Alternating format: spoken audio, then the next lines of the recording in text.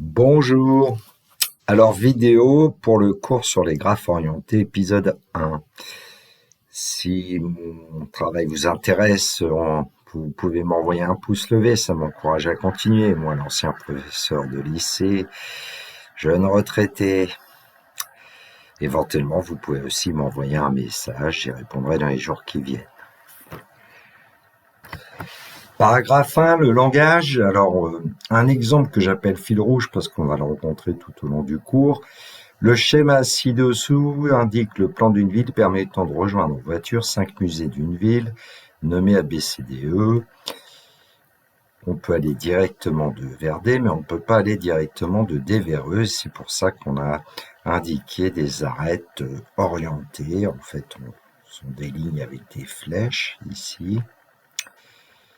Bon, par exemple, on peut aller de D vers A directement, mais on ne peut pas aller de A vers D. Bon, ce qui fait que, en fait, ce schéma est appelé graphe orienté.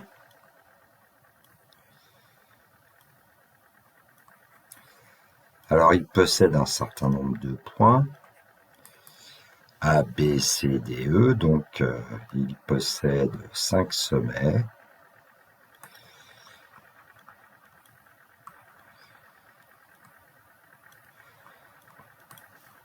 On dit que c'est un graphe orienté d'ordre 5.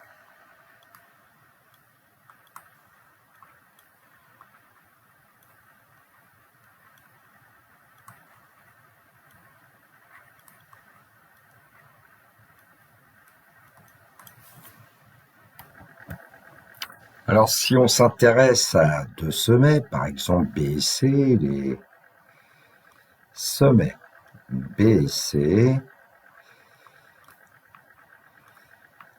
sont reliés par un arc,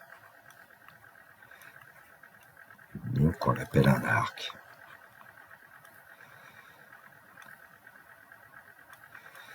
D'origine B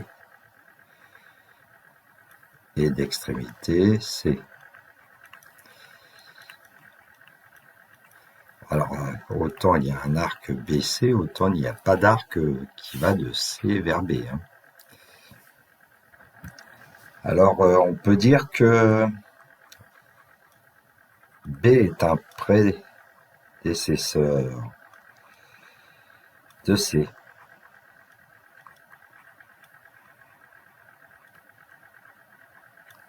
Précède C. Et puis on dit que C est un successeur de B. Bon, alors les termes prédécesseur et successeur, on les emploie pas tellement en fait dans notre cours. Bon, on a parlé de l'ordre du graphe, on a parlé d'arc, on a parlé de prédécesseur-successeur. Que peut-on dire encore si, par exemple, on s'intéresse au sommet A? Eh bien, le sommet A, combien a-t-il de prédécesseurs, par exemple, et de successeurs? Alors, on voit qu'il y a un certain nombre d'arcs qui arrivent en A.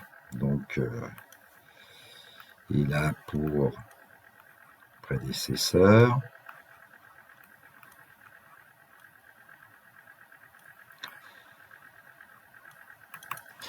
alors, il y a B, puisqu'il y a un arc BA, il y a C, puisqu'il y a un arc CA, il y a D, puisqu'il y a un arc DA, il y a E.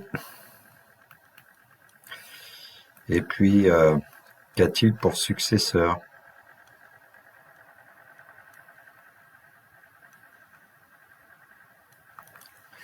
Alors, à partir du sommet A, on peut aller en B, on peut aller en E, et c'est tout. Alors, on parle de degrés parfois entrants. C'est-à-dire ici, il y a 4 prédécesseurs, et là, on parle de degrés sortants. Il y en a 2, et en fait, le degré du sommet A, on dira que c'est 6 parce que Et il y a 6 arcs qui contiennent le sommet A, le degré de A est 6.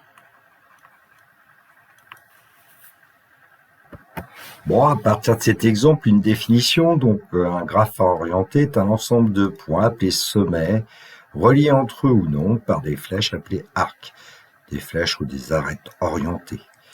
L'ordre d'un graphe orienté est le nombre total de ses sommets. Un sommet est isolé si aucun arc ne le relie aux autres sommets. 2 sommets sont adjacents s'ils sont reliés par un arc. Un arc reliant 2 sommets est dit incident à ces 2 sommets. On va pas beaucoup utiliser ce genre de terme dans le cours terminal. Une boucle est un arc reliant un sommet à lui-même. Bon, on n'a pas vu de boucle pour l'instant, on verra dans un exercice. Et puis le degré d'un sommet, le nombre d'arcs arrivant à ce sommet ou partant de ce sommet. Une boucle compte pour 2. Grand 2, relation entre arc et degré d'un sommet. Alors, j'ai redonné évidemment le graphe orienté de l'exemple fil rouge, et puis on va pouvoir remarquer un certain nombre de choses quand même. Déjà, on peut s'intéresser au nombre d'arcs. Alors, le nombre d'arcs, il va falloir le compter, parce que c'est plus compliqué que de compter les degrés d'un sommet. Alors, je vais commencer par les degrés des sommets. Donc, on va mettre les sommets, et puis leur degré.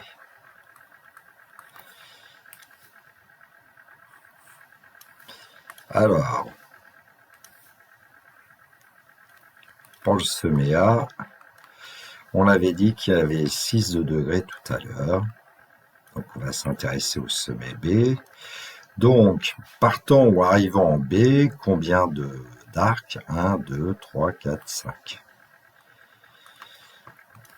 Ensuite, on s'intéresse au sommet C. Combien d'arcs arrivant ou partant du sommet C? 1, 2, 3, 4 aussi. D.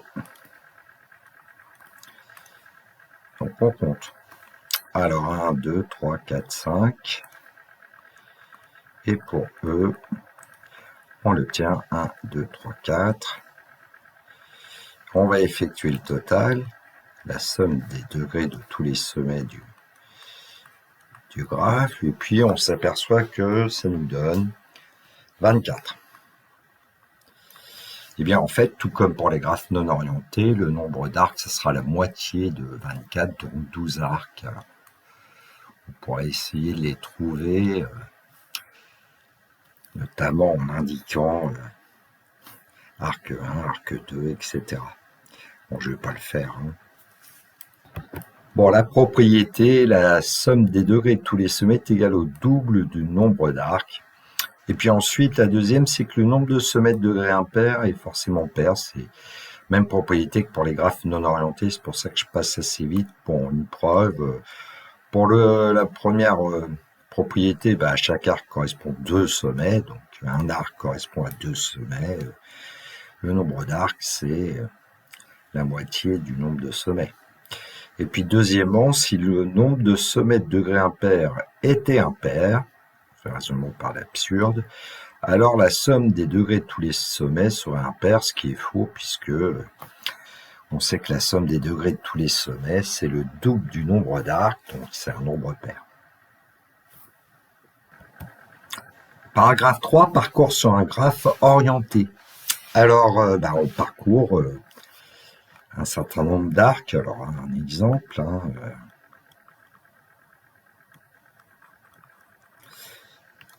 partons du sommet A, par exemple. Alors, vers quoi on pourrait se diriger? Alors, on met un petit trait, et puis de A, on voit qu'on peut aller en B.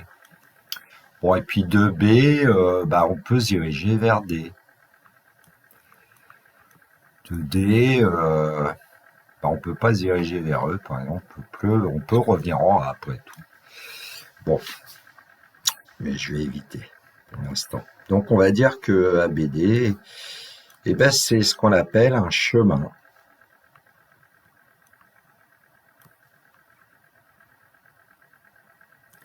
et on dit de longueur 2.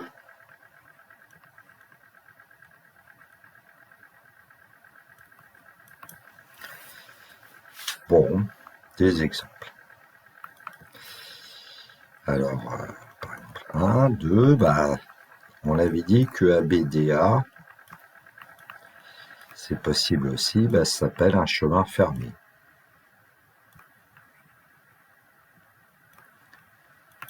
Fermé, puisque on part du sommet A et on revient au sommet A. Bon, il est de longueur 3, bien sûr. Alors, prenons un autre exemple, de chemin fermé comme AEDA, ou ABDA, mais AEDA, ça va s'appeler un circuit, car les arcs sont distincts.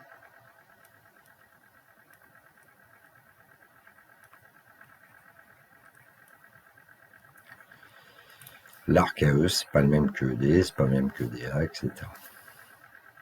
Bon, plus précisément une définition. Donc, un chemin est une suite de sommets dans lequel deux sommets consécutifs sont adjacents. Un chemin fermé est un chemin de même premier sommet et dernier sommet. Et puis un circuit est un chemin fermé dont les arcs sont distincts. Un exercice, on considère le graphe orienté donné ci-dessous. Bon, il est constitué donc d'un certain nombre de sommets et d'arcs. Les questions, quel est le nombre de boucles de ce graphe? Question 1. Question 2a, compléter le tableau suivant avec les sommets, le degré et la colonne totale. Petit b, quel est le nombre d'arcs de ce graphe orienté?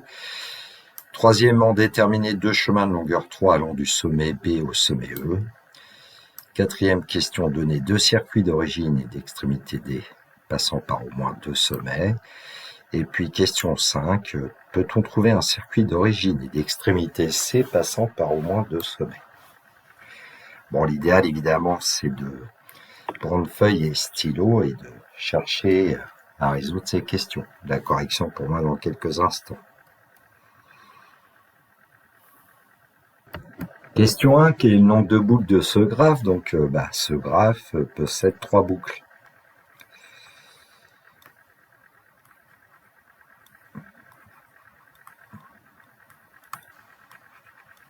En B, en A, B et C.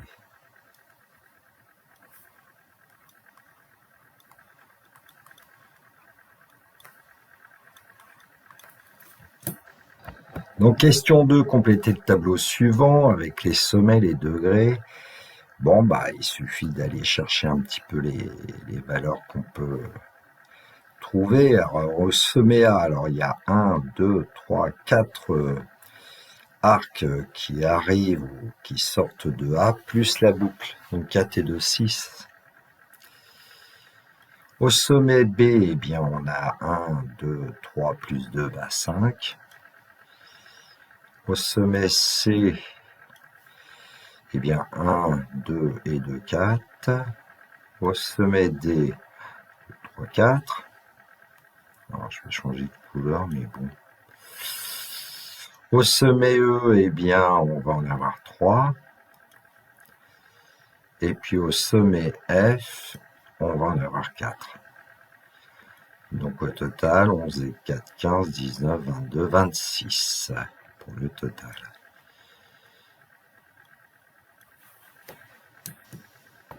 Petit b, quel est le nombre d'arcs de ce graphe orienté? Alors on a vu que la somme des degrés de tous les sommets du graphe est égale à 26.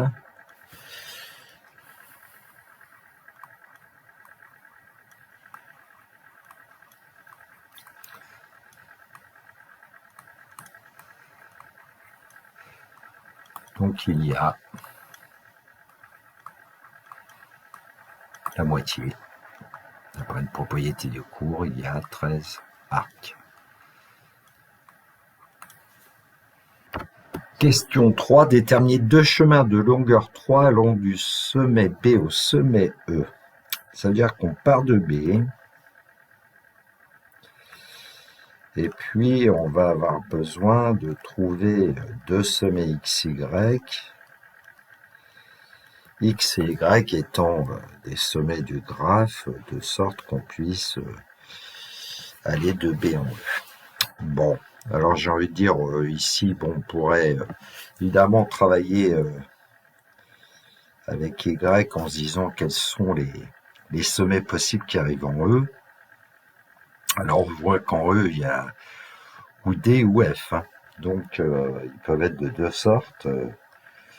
Le cas 1, ça serait trouver X de sorte que BX et puis D, E, soit un chemin possible. Ensuite, il y aurait les chemins du type BX, et puis on a ce qui arrive en E, ça peut venir de F.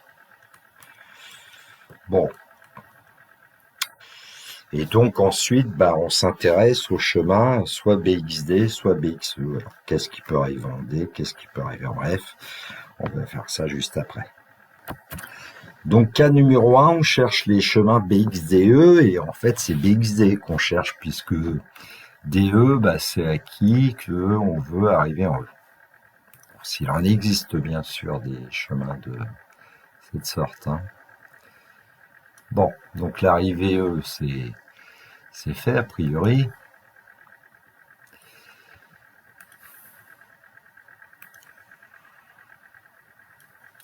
Et puis, on se pose la question de savoir quels sont les sommets qui peuvent arriver en D. Alors, arriver en D, on s'aperçoit qu'il n'y a que A. Donc, la seule possibilité, ça serait BAD.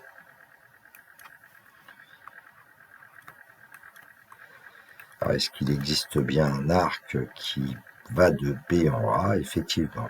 Donc, on a déjà un premier chemin, BADE. Bon. Alors, ce chemin, on aurait pu quand même le tracer, hein, de B, donc on va aller vers A. Voici notre premier arc, si on veut, arc 1. Ensuite de A, on va vers D, arc 2.